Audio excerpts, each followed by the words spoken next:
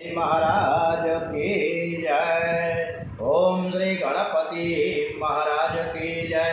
वक्रतुंड महाकाय सूर्यकोटि समप्रभ निर्विघ्नं कुरु मे देव सर्वकार्येषु सर्वदा। ओम श्री मनोजवं मारुततुल्यवेगं जितेन्द्रियं बुद्धिमतां वरिष्ठं वातात्मजं वानरयुद्धमुख्यं श्रीरामदूतं शरणं प्रपद्ये।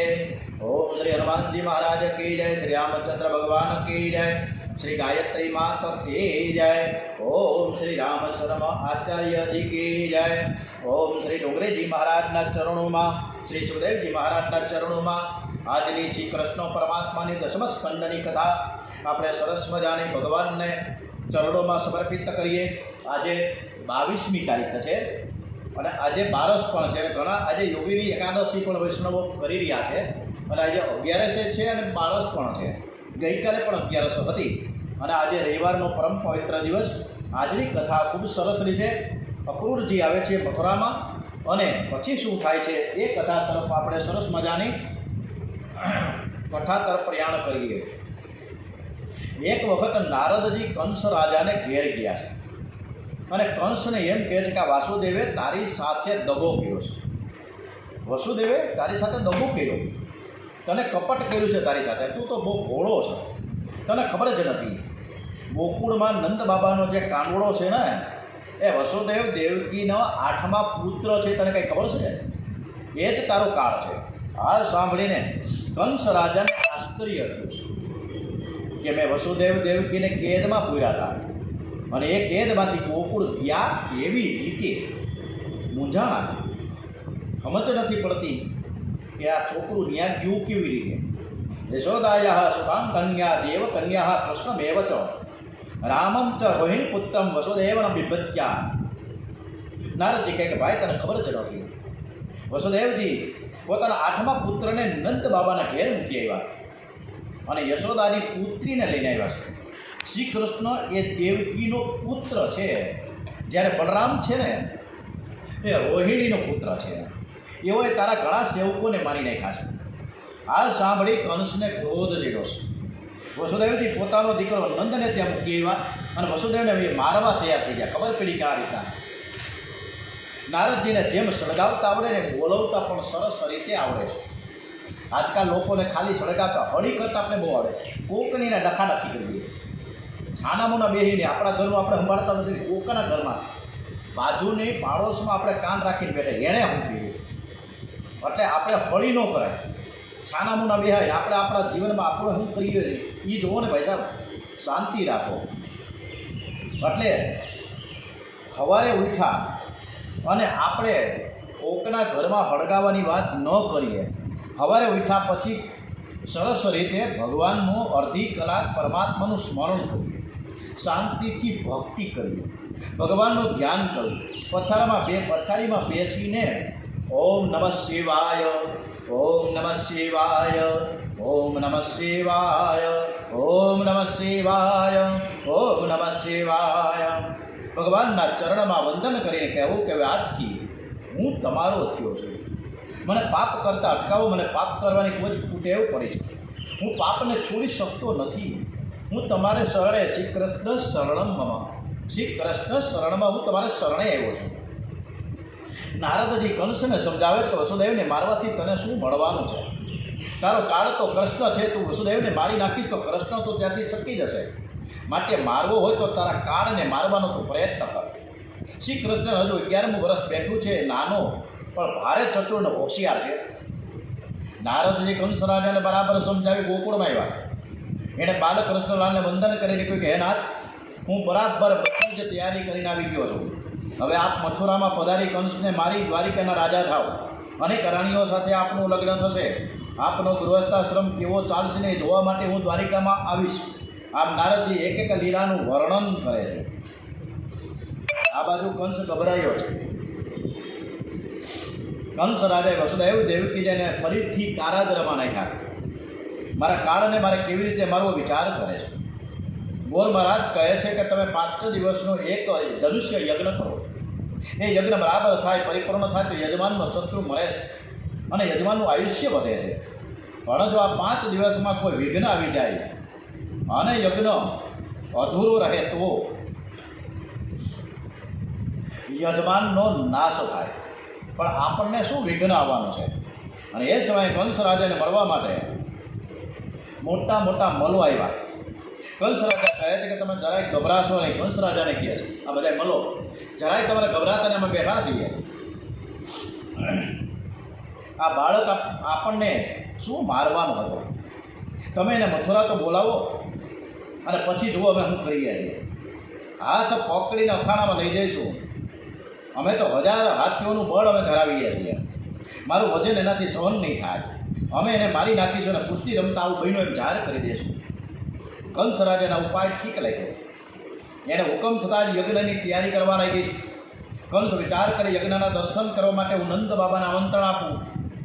કાંઈક તો નિમિત્ત જોઈને કેવી રીતે મને આમંત્રણ આપું. એટલે યજ્ઞ શરૂ કર્યો, યજ્ઞની તૈયારી શરૂ કરી અને આમંત્રણ આપવા માટે હું ચાલો નંદ બાબાને અને છોકરાઓને બોલાવ્યો. આ પ્રમાણે સરસ મજાનું ષડયંત્ર રચ્યું છે. યજ્ઞ રક્ષાનું કામ મલોને સોંપવામાં આવ્યું. પાંડવોને પણ લાક્ષાગૃહમાં પાડવા માટે ખૂબ સરસ મજાનું ષડયંત્ર દુર્યોધને કર્યું. અને આ બધાએ અને ઘણા બધા એને સાથ સહકાર આપ્યો હતો. પણ આ તો વિદુરજીની નીતિ ત્યાં બધા બચી ગયા અને શ્રી કૃષ્ણ ભગવાનની કૃપાથી પાંડવો હેમખેમ ઉકળી ગયા. કાળ સમીપ આવે, મૃત્યુની છાયા પડે ને એટલે સ્વભાવ અને બુદ્ધિ છે ને બદલવા લાગે છે. પુણ્યશાળી અતિ પુણ્ય કરે છે, પાપીનો સ્વભાવ અતિ ક્રોધી બની જાય. કંસ વિચાર કરે કે રામકૃષ્ણને આમંત્રણ આપવા હું કોને મોકલું? ચારે બાજુ નજર કરી મારે કોને મોકલવા? એની નજરે એક વયોવૃદ્ધ એમના અક્રૂર, જેને કાકા કહેતા તે કાકાને યાદ આવ્યા. જે ક્રૂર નથી તે અક્રૂર છે. અને આ બરાબર છે. આ અક્રૂરજીને જ આપણે મોકલીએ અને બાલકૃષ્ણ લાલને એ લઈ આવે. નંદ બાબાને આમંત્રણ આપવા માટે હું એને મોકલું. એટલે કંસ સામેથી અક્રૂરજીના ઘેર ગયા છે. કાકા, મારે તમારું એક ખાસ કામ છે, અંગત કામ છે. હમણાં નારદજી આવ્યા હતા, એણે મને એવું કીધું હતું કે વસુદેવે તારી સાથે દગો કર્યો છે. અનંત બાબાના ગોકુળમાં જે કન્યાઓ છે ને એ તારો કાળ છે એવું નારદજીએ કીધું છે. હવે એ કપટ કરીને એને હું મારી નાખીશ. મારે કન્યાને મારવા માટે યજ્ઞ કરવો છે અને આ યજ્ઞમાં નંદ બાબાને એ રામ અને બલરામની સાથે આવવાનું આમંત્રણ આપવા માટે તમારે જવાનું છે. નંદ બાબાને ખાતરી થઈ કે રાજાનો પ્રેમ છે એટલે એક કામ કરજો, તમે મારો સોનાનો રથ લઈ જાજો. નંદજી ભલે ગાડામાં બેસીને આવે પણ આ 2 છોકરાઓને તો મારા રથમાં બેસાડીને લઈ આવજો. પછી હાથીની નીચે, હાથીના પગ નીચે એને કચડાવી નાખશું અને મારા મલો એને મારશે. આ કાળને મારવા માટે મેં આ કપટ કર્યું છે. આટલું મોટું રાજ છે. કંસ છે ને અક્રૂરજીને કહે છે કે આવડું મોટું રાજ છે, સુંદર સુંદર રાણીઓ છે, છતાં પણ હું સુખ ભોગવી શકતો નથી. આપણે પણ એવડી મોટું સરસ મજાનું સુખ સમૃદ્ધિને ભૌતિક સાધનોથી તરબતર છીએ. કેટલું બધું છે, છતાંય દુઃખીના દાડિયા છે, રોદડા જોઈએ છે ચારે બાજુ. કોઈ એવો શબ્દ કોઈ નથી વાપરતો કે હું સુખી છું. હે, દુઃખ તો બધાને હોય. પાંડવોને દુઃખ થયું તો કૃષ્ણ ભગવાન સાથે હતા થોય, તો આપણે તો કઈ વિષાદના. પણ આપણે તો દુઃખના ડુંગરા કેમ જાતે માથે ખડકાલા હોય. સવારના પરમાં ભોગ્યું મોટી લઈને આટા મારી રાખી. આવડું મોટું રાજ, સુંદર રાણીઓ ફર્સ્ટ ફટાફટ હાઈ ક્લાસ બધું જ સુખ સમૃદ્ધિથી સરસ મજાનું સુખ ભોગવી એવી મારી ઈચ્છા. પણ આ ઈચ્છા આ મારો કાળ કરવા દેતો નથી. કેવી રીતે ભોગવું? આ મારો કાળ મરી જશે ને પછી હું શાંતિથી સરસ મજાનું સુખ ભોગવીશ.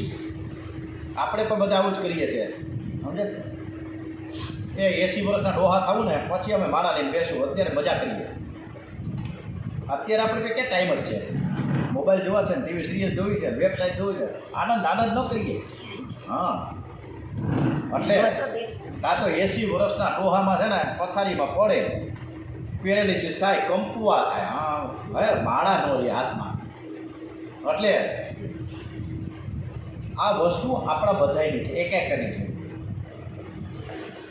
કંસ છે ને કાકાને પૂછે અક્રૂરજીને કે અક્રૂરજી, કાકા મેં આજે કાંઈ વિચાર જે બરાબર કર્યો છે એ બરાબર તો છે ને? ત્યારે અક્રૂરજી કહે વિચાર કરવો છે ને, બહુ અક્રૂરજીએ પણ કંસને કેવો જવાબ આપ્યો છે, અદ્ભુત જવાબ આપ્યો છે કે વિચાર કરવો છે ને, વિચાર તો બધા કરી શકે, વિચાર કરવો એ માણસના હાથમાં છે, પણ પ્રારબ્ધમાં હોય, આમાં હોય પ્રારબ્ધ ભાગ્યમાં હોય તો પરમાત્માની એને પાછી કૃપા હોય તો જ માનવના વિચાર સફળ થાય છે. કંસ કાકાને કહે છે આ વાત કોઈને કહેતાની ખાનગી રાખજો, આપણે બે જ જાણીએ. શ્રી કૃષ્ણ કંસના કાળ છે, કંસને બહુ જીવવાની ઈચ્છા છે, છતાં શ્રી કૃષ્ણને પોતાના કાળને એ સામેથી બોલાવે છે, કાળને બોલાવે. આમાં જ્યારે મૃત્યુ નક્કી હોય ને ત્યારે કંઈ ખબર નથી પડતી. આપણે 241 ગુજરી ગયા બોઈંગ વિમાનમાં, અને હારે હારે બીજા પણ જીતે રમતા ગમતા હતા નીચે હોસ્ટેલમાં, એ પણ બિચારા સ્વર્ગસ્થ થઈ ગયા. મોત ક્યારે ક્યાં ટપકે છે ખબર નથી. એવી રીતે કંસ સામેથી કાળને બોલાવે છે. મનુષ્ય પણ પોતાના કર્મથી મૃત્યુને બોલાવો. આ ડોંગરેજી મહારાજે એક વાત આપણને જે સરસ મજાની મૂકી છે સમજવા જેવી છે. કંસને જ્યારે મરવાની ઉતાવળ ફાટી પડી હોય ને એવી રીતે પોતાના કાળને એ સામે ચલીને બોલાવે છે. વધારે જીવવાની કે જલ્દી મરવાની ઈચ્છા રાખવી, ક્યારે મરીશ એનો વિચાર બહુ ન કરવો. આ જીવન આપણે મળ્યું છે, કેવી રીતે આપણે જીવન જીવીએ સરસ મજાનું એવો વિચાર કરીએ. પરોપકાર અને પુણ્ય કર્મનો વિચાર કરો ને તો સુખી થશે. કથા સાંભળ્યા પછી એક જ ઈચ્છા રાખીએ કે હું ભગવાનનો થયો છું, મારે પાપ છોડીને ભગવાનની સતત ભક્તિ કરી છે. પરમાત્મા જ્યારે બોલાવે ને ત્યારે હું જવા તૈયાર છું. એમાં ના ન પાડીએ, કોમ થાય ના પાડી શકે નહીં ને, આપણું કંઈ હાલે. ચારે બાજુ કદાચ 50 જણા સિક્યુરિટી ગાર્ડ ગોઠવાવીએ, એ ચકલું ન ફરકે એવી રીતે ટાઈટ પોઝિશન હોય. માઇકલ જેક્સન એટલે કેવડો કરોડો રૂપિયાનો ઇન્સ્યોરન્સ લઈને બેઠો હતો, છતાંય પણ એ ગુજરી ગયો ને. મોત ક્યારે આવે કોઈનું નક્કી નથી હોતું, અને આવે 7 વારમાં કોઈ પણ ઠેકાણે ક્યારે એ વારમાંથી કોઈ માણસ છટકી ના શકે. સમય ત્યારે થાય કે જ્યારે જીવ છેડી કાળને ભૂલાવે છે. જ્યાં આપણે ઘણીવાર બાઇક લઈને નથી જવું, આપણે બધા રોકીએ પણ ઓલા ભાઈને એવી ઉતાવળ હોય કે ના મારે જવું જ પડે એમ છે. બધા રોકે છે ભાઈ પછી કાલ જાજે ને, અથવા કલાક પછી જાને. પણ અહીંથી બાઇક ગયો ને કાળવા ચોકમાં એક ટ્રક નીચે પીલાઈ ગયા, કારણ કે મોત ન્યાય કાળવા ચોકમાં એનું છે. આવું છે, આવું થાય છે. કાળ આપણે બોલાવે છે. આ બધું નિમિત્ત છે. પછી આપણે શબ્દો વાપરીએ કે આ એનું નિમિત્ત હતું, અને પછી જે ભગવાન રામ બોલો ભાઈ, રામ રામ બોલો, એટલે એમ કહે કે ભાઈ હું તો રામ ન બોલી શકું, તમે તો બોલો. જે સાવધાન થઈને ભક્તિ કરે છે ને કાળની બીક લાગતી નથી. સમય તો ત્યારે થાય જ્યારે જીવ કાળને બોલાવે છે. જ્યાં સુધી કંસ શ્રી કૃષ્ણને મથુરામાં ન બોલાવે ને, જો એને મથુરામાં ન બોલાવે તો કંસ જીવતો હોત, પરંતુ કંસનો સમય થઈ ચૂક્યો, અને તેથી સામે ચાલીને કાળને બોલાવે છે. આના ઉપર એક સરસ મજાનું ડોંગરેજી મહારાજે એવી મૂક્યું છે દ્રષ્ટાંત, અદ્ભુત વાત છે. બહુ સાંભળવા જેવી છે અને સમજવા જેવી છે. વ્યાસજીનો એક દાસ નામનો એક શિષ્ય, એણે ગુરુની ખૂબ જ, એટલે કે વ્યાસજીની બહુ જ સેવા કરતો, અદ્ભુત સેવા કરી એને. એક દિવસ એણે વ્યાસજીને 2 હાથ જોડીને વિનંતી કરી છે કે હું ક્યારે મરીશ એ મારે જાણવું છે. એટલે વ્યાસજી દાસને એમ કહે કે ભાઈ આવા પ્રશ્નો પૂછાય નહીં ને આવા ઉત્તર મેળવાય પણ નહીં, તું શાંતિ રાખીને ભાઈ તારે શું કામ છે, તું ક્યારે મરીશ. વ્યાસજી એને કહે છે, એ દાસને શું કહે છે કે માણસ શરણે મરે છે, મૃત્યુ સાથે. આજે મેં વિચાર મંથનમાં પણ શરણનો શબ્દ વાપર્યો છે કે એક અન્નનો કણ અને શ્રવણ જે સારી રીતે સાચવે ને એનું જીવન સુધરી જાય. આજે વિચાર મંથનમાં બધે શ્રવણની જ વાત મેં મૂકી છે. વ્યાસજી કે આવો પ્રશ્ન કોઈથી પૂછાય જ નહીં. આ માણસ છે ને કોઈ પણ વ્યક્તિ ક્ષરણે મરે છે. આપણે આજથી 40 વર્ષ પહેલાં આ કાંઈ કરકલી નહોતી, સફેદ વાળી નહોતા, ધીમે ધીમે ધીમે શરીર શ્રીણ થતું જાય છે. એટલે માણસ ક્ષરણે મરે છે, મૃત્યુ સાથે માથે જ ભમે છે. એમ વિચારીને પાપ કરવાનું છોડો અને ભક્તિને અપનાવો. ક્યારે મરણ થશે એનો વિચાર તમે સુધા ન કરો. દાસને કહે છે, પણ દાસ કોઈ માને, જેમ ઓલો આત્મદેવે કોઈ માન્યું મહાત્માનું નહીં, મારે છોકરો જોઈએ અને છોકરો થયો ધૂંધુકારી, પરિણામ શું આવ્યું?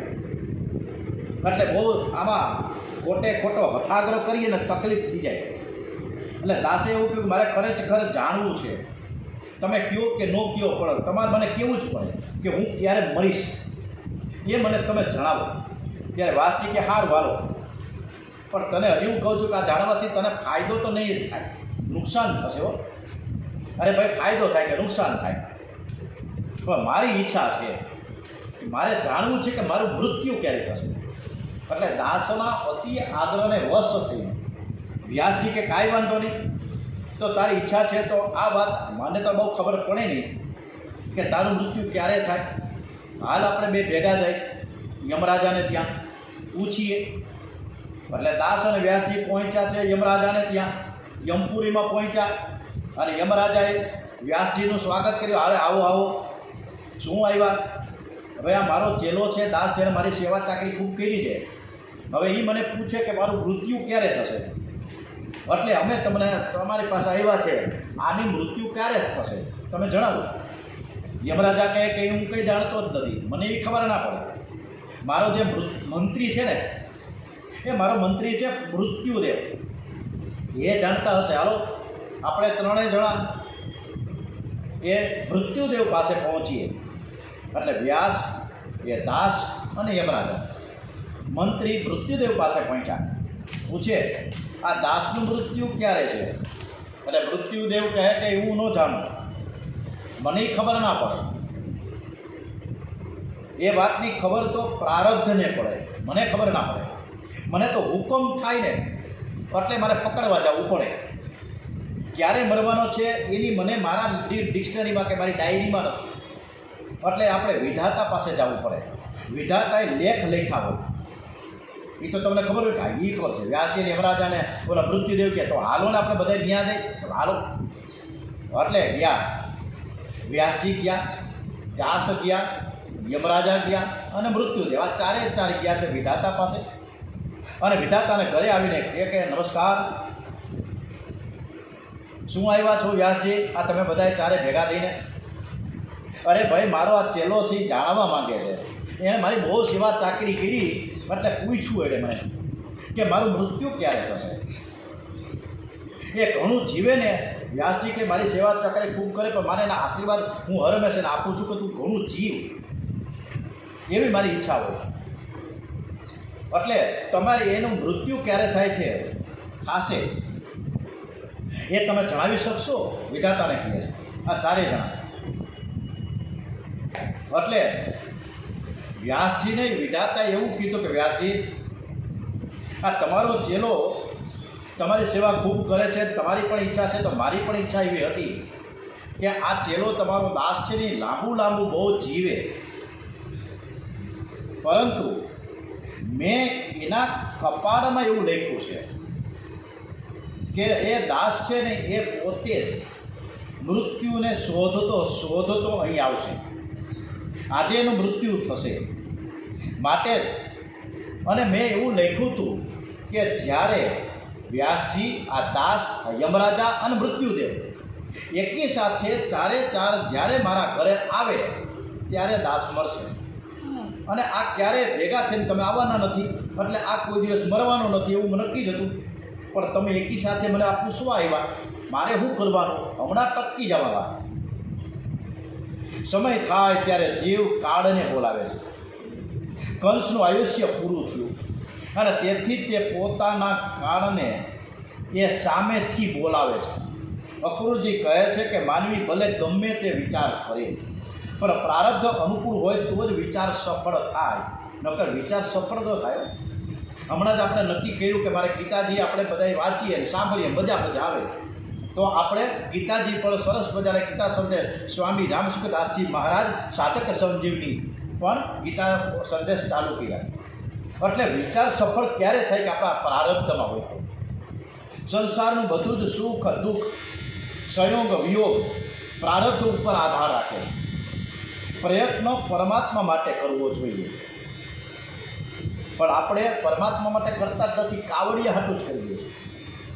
કાવડિયા ભેગા કરવામાં સવારના 6 થી રાતના 11 વાગ્યા સુધી ઘરનો નથી રહેતો ને ઘાટનોય નથી રહેતો.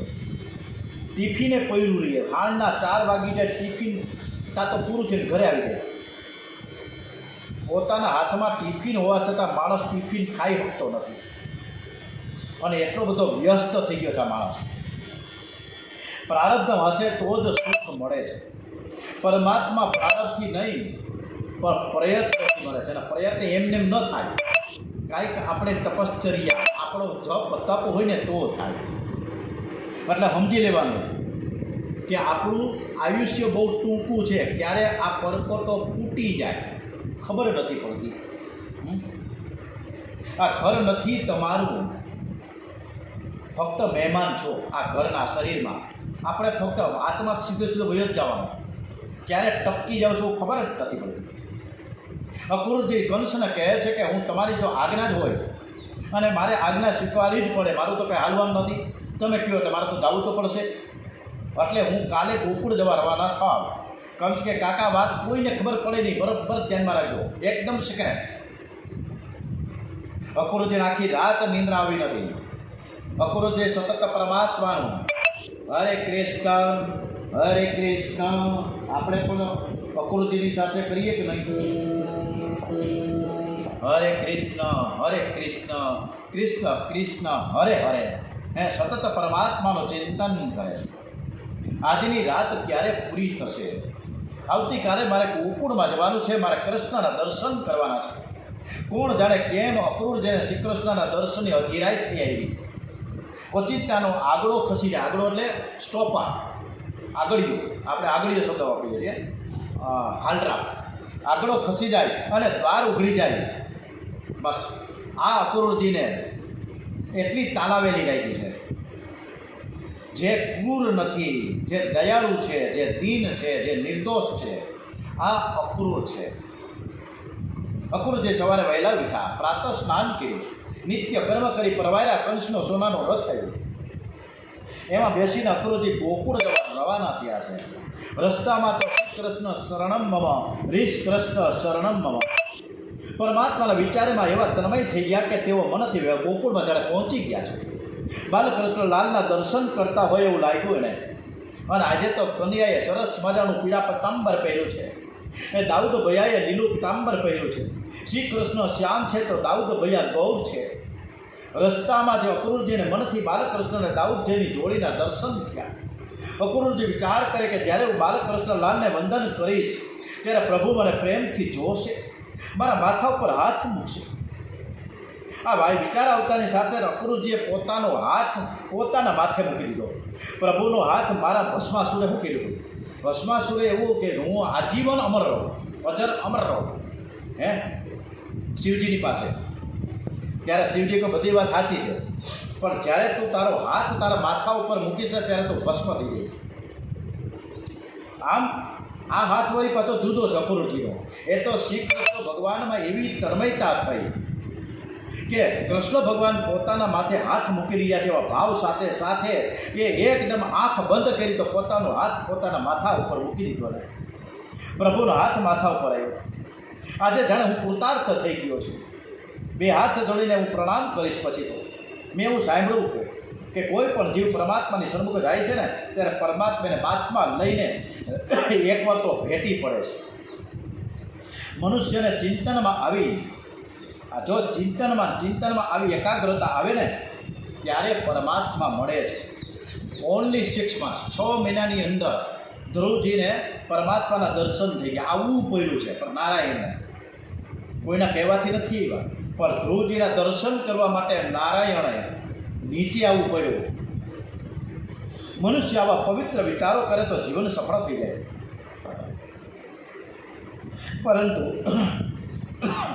પરંતુ મારી પાસે આટલું છે, 1 કરોડ 2 કરોડ રૂપિયા છે, હારા ટૂંકા છે. આ તો એટલા જ ઓછા થાય, આનાથી કાંઈ ન થાય. હજી મારે 5 કરોડ રૂપિયા ભેગા કરવા, કેવી રીતે કરવા એનું સતત ચિંતન ચાલે. હજી મારી પાસે ઓડી કાર છે, એનાથી વિશેષ મોટી કાર કઈ આવે, મોટી બધી કંપનીની 50 લાખ રૂપિયાની, કોણ જાણે કરોડ 2 કરોડ કેટલાની આવે ખબર નહીં. એટલે મોટર લાવવી છે. અત્યારે તો આવું બટુકડું જે મોબાઈલ હોય ને હાથમાં, તો કે આવા મોબાઈલ ન હાલે. ₹1,00,000 ઓલું કેવું એપલનું એમ હોય ને, એપલનું જોઈએ 1 લાખ, 1.5 લાખ, 3 લાખ રૂપિયાના મોબાઈલ લેવા. આવા વિચારો કરીને આપણી આત્મશક્તિનો નાશ કરીએ છીએ. પવિત્ર વિચારો કરવાથી જીવન સુધરે છે. જીવ ધારે એ થતું નથી. અંગ્રેજી મહારાજ કે માણસ ધારે થાય ન થાય, પરંતુ ઈશ્વર ધારે એ થાય છે. એટલે જ આપણે કે ઈશ્વરે ધાર્યું એ થયું. કોઈ માણસ મરી ગયો તો આપણે શું કહીએ ત્યાં જઈને કે ઈશ્વરે ધાર્યું એ થયું, એમ આપણું કાંઈ ન હાલે. વિચારો હંમેશા પવિત્ર અને ઊંચા રાખીએ. આત્મા અને પરમાત્મા એક છે, કેમ કે આત્મામાં જે શક્તિ રહેલી છે તે પરમાત્માની શક્તિ છે. અને આ પરમાત્માની શક્તિ હતી ને ત્યારે જ અર્જુને છે ને જે માછલીને વીંટી શીખાતા. પણ જ્યારે કૃષ્ણની શક્તિ જતી રહી ત્યારે એક સામાન્ય કાબાઓએ લૂંટી લીધા અને કૃષ્ણ ભગવાનના સ્મરણ કરતાં કરતાં અર્જુન યુધિષ્ઠિરની પાસે ખૂબ જ રોયા છે, ધ્રુસકે કે એના થકી હું ઉજળો હતો. એની શક્તિથી બધું આપણે કામ કરી શકતા હતા. આજે પણ આપણે ભગવાનને રોજ થેન્ક યુ કહીએ કે જેનાથી આપણે ભગવાનનો આભાર વારંવાર કરતા રહીએ કે જેનાથી આપણે ઉજળા છીએ. પવિત્ર વિચારોથી હૃદય પવિત્ર અને શુદ્ધ બને છે. અને તેથી તો એક પ્રાર્થનામાં કહેવામાં આવ્યું છે કે તનમે મનઃ શિવ સંકલ્પ અસ્તુ, મારું મન હંમેશા શિવ સંકલ્પ કરો. શિવ સંકલ્પ આવતીકાલે શિવરાત્રિ છે. જેઠ વદ તેરસ છે. દર મહિનાની શિવરાત્રિ હોય, જેઠ વદ તેરસ. મારું મન હંમેશા શિવ સંકલ્પ કરીએ. શિવ સંકલ્પ એટલે શુભ સંકલ્પ કોઈનું પૂરું નહીં ઈચ્છીએ. કોઈના પ્રત્યે કુભાવ શું કામ રાખવો જોઈએ? અમથું આપણે ગુજરી જાય તો ક્યાં કુભાવ લઈ જવું, કેટલાક સુધી પહોંચશું? આઈને પીડ્યું રહેવાનું બધું. અક્રૂરજીના બધા જ પવિત્ર વિચારો અને સંકલ્પો પ્રભુએ પૂરા કર્યા છે. જીવ માત્રને માનની ભૂખ છે. મને કોઈ સારી રીતે સરસ મજાનું સ્થાન આપે, બોલાવે, સન્માન આપે. પ્રભુના દરબારમાં જેને માન મળે, પ્રભુ પોતે જેને માન આપે એનું માન કાયમ ટકે છે. જગતમાં કેટલાક લોકો સન્મુખ માન આપે છે.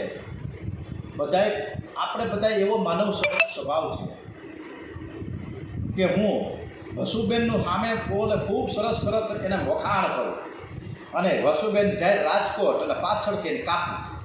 આપણે બધા આવું જ કરીએ છીએ. ને નિંદા જ કરીએ છીએ કોકની. ઓલો આમ છે ને ઓલો તેમ છે. પણ આપણે કેવા છીએ એ અંદર ઝાંખીને જોઈએ છીએ આપણે ક્યારેય? એકવાર એક નોટબુક લેવામાં આવે, કેંગી નોટબુક. આ નોટબુક છે જેમાં 1000 પાના છે. એ ટૂંકા પર છે. આનામાં લખીએ કે આપણું ચિંતન કેટલું સારું છે, કેટલું ખરાબ કરીએ છીએ, ઈચ્છીએ છીએ. લખો તો ખરા, એકવાર પાના ભરાઈ જાય. આપણે કોકની નિંદા જ કરીએ છીએ. અને આ કોકની નિંદા આપણે કરી છે. કોક આપણી પણ નિંદા કરતો જ હોય ને, કે નહીં કરતો હોય? આપણે પણ નિંદા કોક કરે. અરે ભાઈ, કોકની નિંદા ઉપર આપણે જરાય ધ્યાન ન આપીએ. હંમેશ દરેકની પ્રત્યે સદભાવ અને સદભાવ જાગૃત કરતા રહીએ. ખરાબ આપણા માટે કોઈ ખરાબ બોલે ઈચ્છીએ તો પણ એના પ્રત્યે ભાવ ન જાગે, બસ સદભાવ જાગ્યા કરે. એવું પ્રભુને હંમેશ આપણે પ્રાર્થના કરીએ. એટલે જ આપણે જે પ્રાર્થના સર્વે ભવંતુ સુખિનઃ સર્વે સંતુ નિરામયા, દરેકનું કલ્યાણ થાય. પરમાત્માની સાથે કોઈ પણ પ્રકારનો સંબંધ જોડો. સંબંધ વગર સ્નેહ કે લાગણી જ્યારે ઉદ્ભવતી નથી. પરમાત્માને કાં તો પિતા માનો, કાં તો સખા માનો, કાં તો મા માનો, કાં તો બાપ માનો, પણ કાંઈક માનો. અને આપણે પ્રાર્થના પણ કરીએ છીએ ને, તમેવ માતા ચ પિતા તમેવ બંધો જ સખા તમેવ વિદ્યા દ્રવિડામ તમેવ સર્વ મમ દેવ. તમે જ વિદ્યા છો, તમે જ દ્રવિડમ છો, એટલે કે તમે જ ધન છો. કારણ કે નારાયણના પત્ની લક્ષ્મી છે. નર ને નારાયણમાં બધું જ આવી જાય. તમે જ બધું જ છો, પરંતુ આપણે કહી શકતા જ નથી. અમથા કાલાવાલા કરીએ, અમથું નાટક કરીએ છીએ કારણ વગર. સદભાવથી કરીએ, એકદમ નિષ્ઠા દ્રઢ ભક્તિથી કરીએ.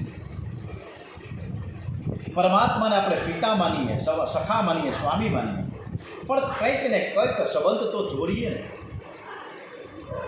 આ પ્રભુજી આપણા સર્વસ્વ જ છે. પરમાત્મા સાથે સંબંધ જોડવાની બિલકુલ 100% જરૂર છે. તુલસીદાસજી તો એમ કહે કે હું તો મારા રામજીનો સેવક છું. હે, કેવું સરસ મજાનું. બ્રહ્મ તું હે જીવ, બ્રહ્મ તું હે જીવ, તું ઠાકોર હી ચેરો, તાત માત ગુરુ સખા તું સબ વિધિ હિત મેરો, તો હી માહી નાત અનેક ગાનીએ જો ભાવી, જ્યો ત્યો તુલસી કૃપાલુ ચરણ શરણ પાવે. આ જીવ છે ને, આ જીવે ઈશ્વરની સાથે કંઈક ને કંઈક નાતો નક્કી કરી લેવો જોઈએ. જે પુત્રને આપણે બધા જ આપણા દીકરાઓને શું કરીએ છીએ, 5 લાખ રૂપિયાની ફિક્સ ડિપોઝિટ મૂકી દઈએ કે મારા દીકરાની દીકરી મોટી થાય અને લગ્ન થઈ જાય એના મસ્ત લગ્ન, એટલે 5 લાખ રૂપિયા એવી વખતે 25 લાખ રૂપિયા થાય. આપણે વારસામાં લાખોની સંપત્તિ આપણા છોકરાઓને આપીએ છીએ, પણ એમ છતાં પણ અડીના સમયે એ આ સંતાનો આપણને છોડીને ચાલ્યા જાય છે.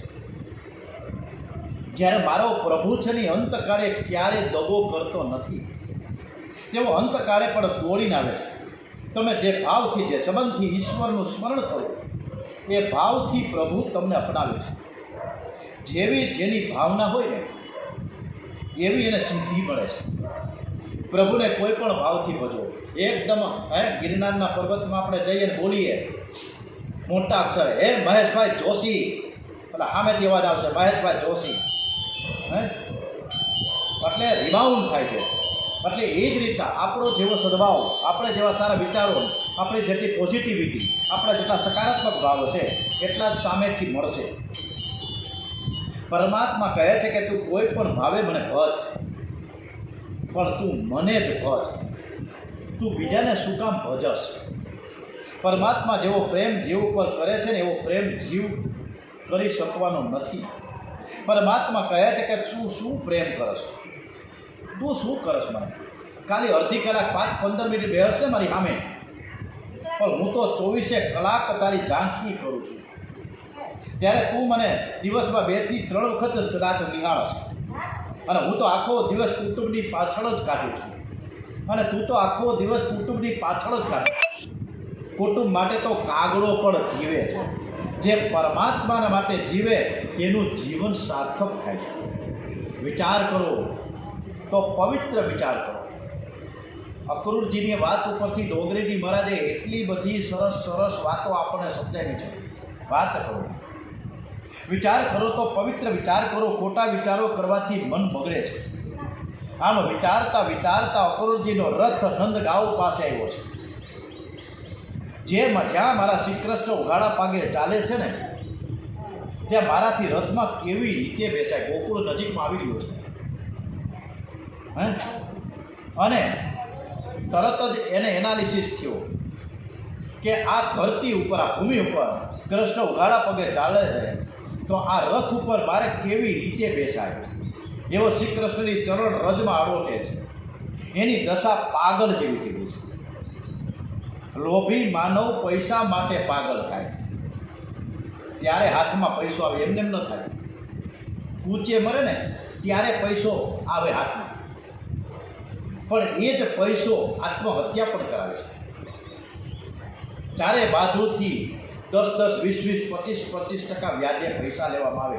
શું થાય પછી? પરમાત્મા માટે પાગલ બનો. વારંવાર અંગ્રેજી મહારાજ કહે, અતિ લોભી જીવ છે ને પૈસા માટે પાગલ થાય. અક્રૂરજી વંદન કરતા ગૌશાળામાં આવ્યા છે. અક્રૂરજી ઈચ્છા કરી હતી કે મને શ્રી કૃષ્ણના દર્શન છે ને ગૌશાળામાં થાય, અને આજે એવું જ બન્યું. ગૌશાળામાં ગાયોને જ્યાં સુધી શ્રી કૃષ્ણનો હાથ ન ફેરવે, અપનાવે નહીં, ત્યાં સુધી દૂધ આપતી નથી. કન્યા ગૌશાળામાં ગાયો દોહવાની તૈયારીમાં છે.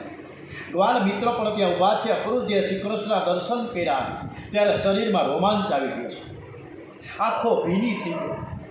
ગળું ભરાઈ ગયું, પ્રેમથી ગળગળા બની ગયા, મુખમાંથી એક શબ્દ પણ નીકળતો નથી. લાકડી ઢળે એમ અક્રૂરજી ઢળી પડ્યા. શ્રી કૃષ્ણના ચરણમાં તેઓ સાષ્ટાંગ પ્રણામ કરે છે. જીવને કરેલા પાપ માટે જ્યારે હૃદયથી પસ્તાવો થાય ને, ત્યારે આ જીવ સર્વ પ્રકારનું અભિમાન છોડીને ભગવાનને શરણે આવે ને, ત્યારે ભગવાન તેને પ્રેમથી નિહાળે છે.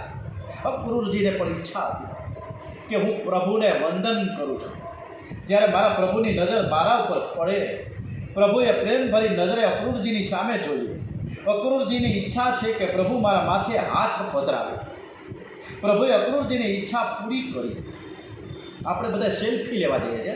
પેલો ધારાસભ્ય આવે કે સંસદ આવે કે કલેક્ટર આવે કે સેક્રેટરી આવે, તો આપણે ફટાફટ આમ સેલ્ફી લેવા જઈએ. હવે એ નેતા મોટા છે, સંસદ સભ્ય મોટા છે કે ઓલા, અરે ભાઈ સેલ્ફી લ્યો તો ભગવાનની સાથે લ્યો ને ભાઈ સાહેબ. સેલ્ફી લેતા લેતા માણસ પોતાનો જીવ ગુમાવે છે. આવા કિસ્સાઓ બને છે. ભગવાન અક્રૂરને કહે છે કે ઉઠો, તમે ઉઠો. અક્રૂરજીને થાય છે કે આ ઉઠો ઉઠો બોલે છે, પણ મને હજી કાકા કહીને કેમ બોલાવતા નથી? શું કૃષ્ણ આ કાનનો આ કનૈયો મને કાકા કહીને નહીં બોલાવે? મેં બહુ જ પાપ કર્યા છે. મારા જેવા પાપીને કાકા કહેતા મારા કૃષ્ણને સંકોચ થતો હશે, પણ ઘણા વર્ષોથી મેં પાપ કરવાનું તો છોડી દીધું છે. હું શ્રી કૃષ્ણનું તો સતત ધ્યાન ધરું છું, હું એની સતત સેવા તો કરું છું. હું શ્રી કૃષ્ણના કીર્તનમાં હવે તો તન્મય થઈ ગયો છું, અને ઘણીવાર તો મને દેહનું પણ ભાન તો રહેતું નથી. તો મારા પ્રભુ આ મારી ઈચ્છા પૂરી નહીં કરે? એક વખત મને કાકા નહીં કહે? આ જ શબ્દો જ્યારે વિદુરજી અને સુલભા